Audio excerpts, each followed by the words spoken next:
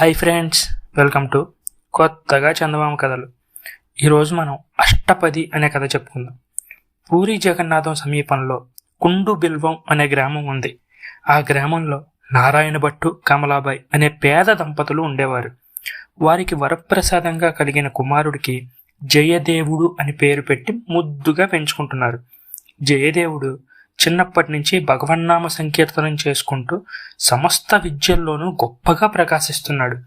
భక్తులు తరించడానికి తగినట్టుగా జయదేవుడు గీత గోవిందం అనే ఒక గొప్ప గ్రంథం రాశాడు. ఈ మహాగ్రంథం బయటపడగానే జయదేవుడి ఖ్యాతి మిన్నునంటింది, అంటే ఆకాశాన్ని అంటింది అన్నమాట. జయదేవ కవిని దర్శించుకొని గీత గోవిందంలోని పరమార్థం తెలుసుకొని తరిద్దామనే తాపత్రయంతో జనులు తండోపతండాలుగా కుండుబిల్వ గ్రామం పోసాగారు. కుండుబిల్వానికి పోవాలంటే జగన్నాథం మీదుగా పోవాలి. ఆ కాలంలో జగన్నాథ క్షేత్రం సాత్యకి అనే రాజు పాలన కింద ఉంటూ ఉండేది. జయదేవుడి మీద అసూయ కొద్దీ సాత్యకి కూడా పోటీగా ఒక గీత గోవింద గ్రంథం రాసి, జయదేవుడి పుస్తకం ఎవ్వరూ చేతితో తాకూడదు, నేను రాసిన గ్రంథమే చదవాలి అని శాసనం పెట్టి ప్రజల చేత బలవంతంగా తన గ్రంథం చదివించాలనుకున్నాడు. కానీ ఏమైందో కానీ ప్రజలకు రాజు రాసిన గ్రంథం రుచించలేదు. జయదేవుడి గ్రంథమే గ్రంథం, తరుణోపాయం చూపగల పవిత్ర గ్రంథం. సాత్యకి రాజు పుస్తకంలో ఏముంది? ఒట్టి చెత్త, ఊక, ఇది చదవనే చదవం, కంటితో చూడనైనా చూడం అంటూ ఈ విధంగా నిర్భయంగా తమ అభిప్రాయాలు వెల్లడిస్తూ వచ్చారు. ఇదంతా చూడగా అసలే జయదేవుని పైన అసూయతో మగ్గిపోతున్న సాత్యకి రాజుకు అగ్గి మీద గుగ్గిలం వేసినట్టయి కుండబిల్వం పోయే జనసమూహానికి తీరని ఆటంకాలు కల్పించనారంభించాడు. అతను ఇలా చేసిన కొద్దీ లోకులకు అతని మీద, అతని గ్రంథం మీద అసహ్యం కలిగింది. జయదేవుని పైన, అతని గీత గోవిందం పైన అభిమానం ఎక్కువగా సాగింది.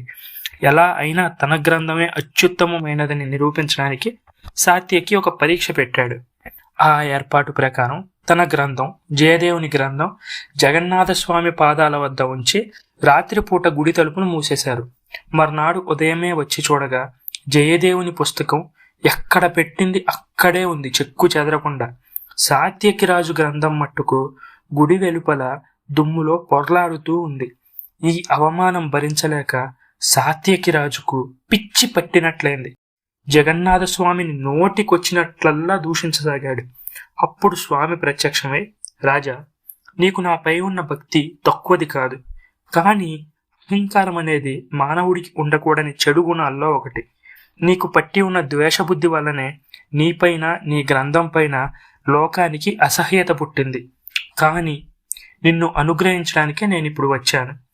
నీవు రాసిన గీత గోవిందంలోని 24 శ్లోకాలు మొట్టమొదట చదివిన తర్వాతనే జయదేవుని గ్రంథం ప్రజలు చదివేట్టు వరమిస్తున్నాను అని చెప్పి స్వామి అంతర్ధానమయ్యాడు.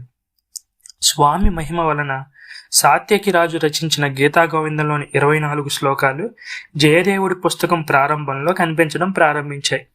సాత్యకి పాలన కింద ఉన్న జగన్నాథ పట్టణం అనే గ్రామంలో ఒక ధనవంతుడు ఉండేవాడు. ఆయనకు అపురూపంగా ఒక కూతురు పుట్టింది. విశాలమైన కన్నులతో వెలుగొందే ఆ పిల్లకు పద్మావతి అనే పేరు పెట్టి ఆ దంపతులు మక్కువగా పెంచుకుంటున్నారు. ఆ ధనవంతుడు గాఢమైన కృష్ణ భక్తుడు కూడా. కూతురు పెద్దదై పెళ్ళీడు వచ్చేసరికి ఆమెను ఎవరికి ఇవ్వాలి అని ఆలోచించి చివరికి పద్మని నా చిన్ని కృష్ణుడికే ఇచ్చి చేస్తాను, దీనికి తిరుగులేదు అంటూ తన నిశ్చయాన్ని వెల్లడించాడు. ఎందరెందరో పద్మను అడగడానికి వచ్చారు. వారందరికీ ఇదే సమాధానం చెప్పి పంపాడు. ఇదేంటి, ఈ పిచ్చోడు మానవ రూపంలో ఉండే పిల్లనేమిటి శ్రీకృష్ణ పరమాత్ముడికి ఇచ్చి పెళ్లి చేయడం ఏమిటి, విడ్డూరం కాకపోతే అనుకుంటూ వెనక్కి వెళ్ళిపోయేవాళ్ళు. ఒక రోజున ఆ ధనవంతుడికి శ్రీకృష్ణుడి కళ్ళలో పడి, ఓ మానవ, నీ భక్తికి మెచ్చుకున్నాను. నీ కోరిక నెరవేరాలంటే పద్మను నా భక్తుడైనటువంటి ఫలానా జయదేవుడికి ఇచ్చి పెళ్లి చేయాలి. ఇదే నాకు తృప్తి, పరమ సంతోషం అని చెప్పి అదృశ్యమయ్యాడు. ఆ ప్రకారం ధనవంతుడు ఆలస్యం చేయకుండా పద్మను జయదేవునికి ఇచ్చి వివాహం జరిపించాడు. పద్మ ప్రతిభక్తి కలిగి సంసారాన్ని చక్కగా నడుపుకుంటూ ఉంది. జయదేవుడు ఇలా గృహస్థాశ్రమం సాగిస్తూ ఉండగా కొన్నాళ్లకు ఒక వర్తకుడు వచ్చి, మహానుభావ, విష్ణు స్వరూప, మా ఊరు దయచేసి మా గృహం పావనం చేయండి, పరమార్థానికి దారి చూపే ఉపదేశం చేసి ధరింపచేయండి స్వామి అంటూ ప్రార్థించి తన గ్రామానికి తీసుకెళ్లిపోయాడు. అక్కడ జయదేవుడికి శిష్యుడు సమస్త ఉపచారాలు చేస్తూ క్షణమైనా ఏమరక శుశ్రూషలు జరుపుతూ వచ్చాడు. వర్తకుడికి జ్ఞానబోధ చేసిన కొంతకాలానికి జయదేవుడు మరి ఇంటికి వెళ్తానన్నాడు. భక్తి ప్రవత్తులతో వర్తకుడు ఒక దివ్యమైన రథం సిద్ధం చేయించి అపారమైన ధనం, రకరకాల రత్నాలు, వెలలేని మణులు, అపురూపమైన కానుకలు అందులో పెట్టి నమ్మకమైన సేవకులను తోడిచ్చి అతి కోలాహలంగా గురువుగారిని సాగనంపాడు. కొంత దూరం పోయేసరికి ఆ సేవకులకు దుర్బుద్ధి పుట్టింది. వారు కూడబలుక్కొని రథాన్ని మరుగు స్థలంలో నిలిపి జయదేవుడి కాళ్ళు చేతులు నరికేసి అతన్ని నీళ్లు లేని ఒక పాడు బావిలో పడేశారు. రథంలో ఉండే సమస్తమైన కానుకలు, ధనము, రత్నాలు, మణులు దోచుకొని మరి కనబడకుండా వాళ్ళు మాయమయ్యారు. పాడు నూతిలో పడిన జయదేవుడు అక్కడనే ఉండి హరిభజన చేసుకుంటూ ఉన్నాడు. జయదేవుని పరీక్షకు పెట్టిన జగన్నాథ స్వామి అతని కాళ్ళు చేతులు నరకడం వల్ల కలిగే బాధ లేకుండా తక్షణమే దెబ్బలు మానిపోయేలా కటాక్షించాడు. ఇంతలో క్రౌంచకుడనే రాజు వేట నిమిత్తం ఆ ప్రాంతానికి రాగా పాడుబడిన నూతిలో నుంచి పాట వినిపించింది. ఈ చిత్రమేమిటా అని దగ్గరికి వెళ్ళి చూశాడు. అందులో మానవుడు కంటపడేసరికల్లా వెంటనే పైకి తీయించి ఒడ్డున చేర్పించి ఇలా జరగడానికి కారణం ఏమిటని ప్రశ్నించాడు. అందుకు జయదేవుడు తన వల్ల ఎవ్వరికీ హాని కలగడం ఇష్టం లేక, అయ్యా నా పుట్టికే ఇంత అని సూక్ష్మంగా చెప్పి తప్పించుకున్నాడు. తరువాత క్రౌంచకుడు జయదేవుని తన ఇంటికి తీసుకుపోయి అతని భక్తి, యోగ్యత గ్రహించాడు. జయదేవుని గురువుగా ఎంచుకొని ఉపదేశం పొంది ఆయన్ను అన్ని విధాలా పూజిస్తూ ఉండేవాడు.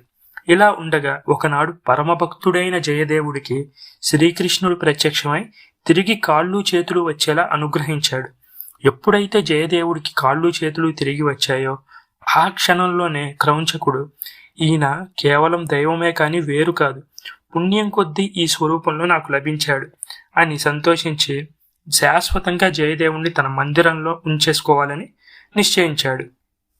ఈ సంకల్పంతో రాజు జయదేవుని భార్య అయిన పద్మావతిని కూడా రప్పించి ఆ దంపతులను భక్తితో సేవిస్తూ ఉన్నాడు. పద్మావతికి కూడా ఒక అగ్ని పరీక్ష తటస్థించింది.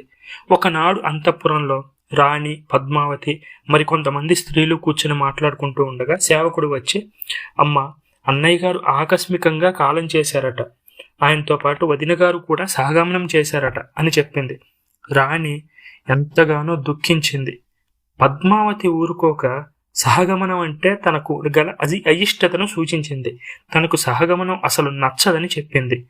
అది మూఢనమ్మకాలు ఎక్కువగా అల్లుకున్న కాలం గనక సహగమన పద్ధతికి అనుకూలంగా ఉండే రాణికి ఈ మాటలు ముళ్ళుల్లాగా గుచ్చుకున్నాయి.